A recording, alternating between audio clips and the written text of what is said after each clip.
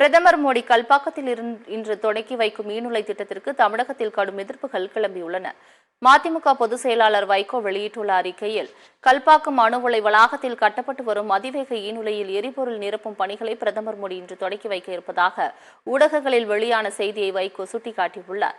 திரவ சோடியத்தை குளிர்விப்பனாகவும் ஆபத்தான புளூட்டோனியத்தை எரிபொருளாகவும் கொண்ட இத்தொழில்நுட்பம் மிகவும் ஆபத்தானது என்பதால் உலக நாடுகளே இந்த ஈனுலைகளை கைவிட்டு விட்டன என்று வைகோ தெரிவித்துள்ளார். பாஜக ஆளும் மாநிலங்களில் இருந்து அணு உலைகளுக்கும் அணுக்கழிவு மையங்களுக்கும் எதிர்ப்பு வந்தால் அத்திட்டங்களை கைவிடும் மத்திய பாஜக அரசு தமிழகத்தில் தொடர்ந்து இத்தகைய நாசகார திட்டங்களை கொண்டு வருகிறது என்று வைகோ குற்றம் சாட்டியுள்ளார்.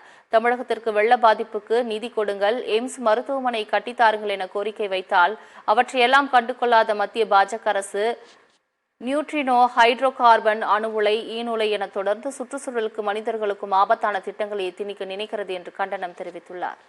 பாஜக அரசு தமிழ்நாட்டை குப்பை தொட்டியாகவும் தமிழர்களை சோதனை எலிகளாகவும் கருதுவதை ஏற்றுக்கொள்ள முடியாது என மனிதநேய மக்கள் கட்சித் தலைவர் ஜவாஹிருல்லா தெரிவித்துள்ளார்.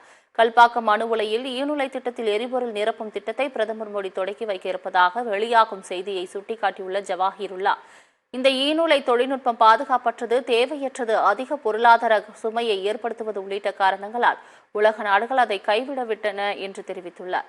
ஆபத்தான தொழில்நுட்பத்தை கல்பாக்கத்தில் தொடங்கும் மோடி அரசின் சூழ்ச்சியை தமிழ்நாட்டு மக்கள் ஒன்று சேர்ந்து எதிர்க்க வேண்டும் என ஜவாஹிருல்லா தெரிவித்துள்ளார்.